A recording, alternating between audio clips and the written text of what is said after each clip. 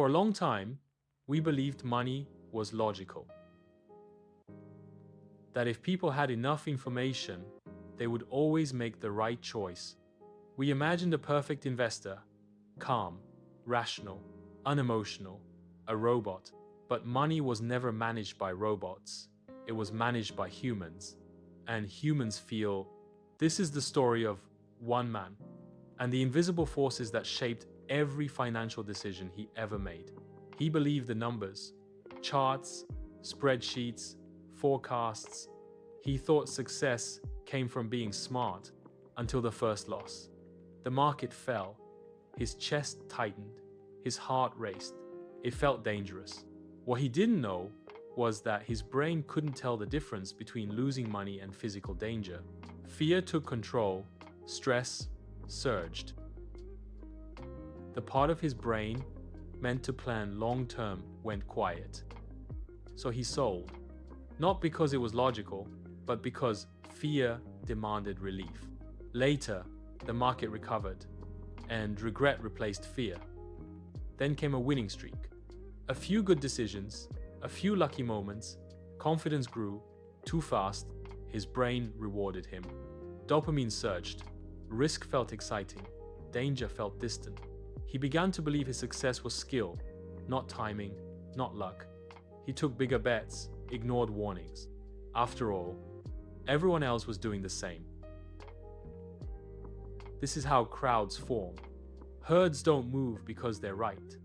They move because being alone feels unsafe. He told himself he was being rational. But he wasn't searching for the best decision.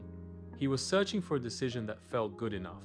Because perfect thinking costs energy, and humans conserve energy. When the market fell again, he refused to sell. Not because the future looked bright, but because selling meant admitting he was wrong. Losses hurt far more than gains feel good. So he held on, waiting, hoping, anchored to an old price that no longer mattered. He listened to experts, confident voices, strong opinions. They sounded certain. Certainty feels comforting, even when it's false. He read news that supported his beliefs, ignored what challenged them. Later, he told himself the signs were obvious. They never were. That's hindsight lying. Over time, he noticed something important. No one is crazy with money. Every decision makes sense when you understand someone's past. People shaped by scarcity fear loss.